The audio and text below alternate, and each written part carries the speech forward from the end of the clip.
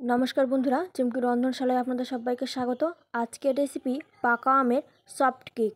এই কেকের স্বাদ অন্য যে কোনো কেকের স্বাদ থেকে আলাদা। পুরোটা কেকই আমের ফ্লেভার। তো আশা করছি আজকের এই সহজ কেকের রেসিপি ভালো লাগবে সবার কাছে। যারা এখনও পাকা আম দিয়ে কেক তৈরি করেননি তারা এই রেসিপিটি দেখে বানিয়ে নিতে পারেন। তাহলে চলুন দেখে আসি এই কেক তৈরি করতে আমাদের কি কি লাগবে। তার জন্য প্রথমে দিয়ে দিচ্ছি 1/4 কাপ পরিমাণে তেল, আর 1/4 কাপ চিনি, আর দিয়ে দিচ্ছি আমের পিউরি। এবার এই সমস্ত উপকরণকে একসাথে খুব ভালোভাবে মিশিয়ে নিতে হবে। তারপর 1/2 কাপ ময়দা আর 1 চামচ বেকিং পাউডার আর 1/2 চামচ বেকিং সোডা দিয়ে আবারও মিশিয়ে নিচ্ছি। দেখুন মিশ্রণটা অনেকটাই ঘন হয়ে গেছে, তার জন্য আমি এখানে দিয়ে দিচ্ছি অল্প পরিমাণে দুধ। দেখুন ব্যাটারটা একদম রেডি হয়ে গেছে।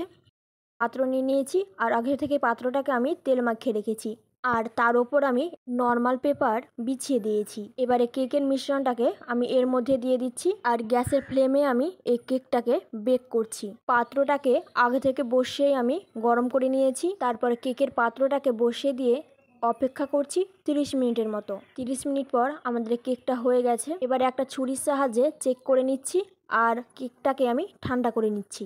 আর ততক্ষণে আমরা একটা আমের পিউরি তৈরি করে নিচ্ছি। তার জন্য এখানে আমি একটা আম নিয়ে নিয়েছি।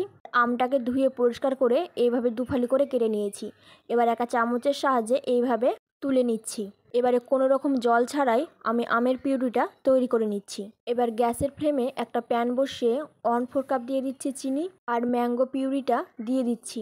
তারপর 1/4 কাপ জল মিশিয়ে আমের পিউরিটা তৈরি করে নিচ্ছি। জাল করতে করতে দেখা যাবে যে মিশ্রণটা অনেকটা ঘন বা গাঢ় হয়ে গেছে। ওই পর্যায়ে হচ্ছে গ্যাসের ফ্লেমটাকে বন্ধ করে নামিয়ে নিচ্ছি। তো যখন আমের পিউরিটা এরকম ফুটতে শুরু করছে, এবারে এই আমের পিউরিটা আমরা কেকের উপরে ঢালবো। ঢালার সুবিধার জন্য এখন হচ্ছে আমরা একটা পাত্রের মধ্যে নিয়ে নিচ্ছি। পাত্রে ঢেলে একটা সাইডে রেখে দিচ্ছি। আর যে কেকটা আমরা বেক করেছিলাম সেই কেকটা এখন ঢেলে নিচ্ছি, আর নিচে যে পেপারটা দিয়েছিলাম সেটা এখন উঠিয়ে নিচ্ছি, আর উপর থেকে এই ম্যাঙ্গো পিউরিটা ঢেলে দিচ্ছি, আর ওপরে কিছু আম দিয়ে সাজিয়ে দিচ্ছি। আমাদের ম্যাঙ্গো কেক এখন তৈরি হয়ে গেছে। তবে এই কেকটা অন্য যে কোনো কেকের থেকে অনেক বেশি সফট হবে। আশা করছি আমার আজকের এই আমের কেকের রেসিপি ভালো লেগেছে সবার কাছে। আমার আজকের রেসিপি আপনাদের কেমন লাগলো অবশ্যই আমাকে জানাবেন। ভালো লাগলে লাইক ও শেয়ার করার অনুরোধ রইল।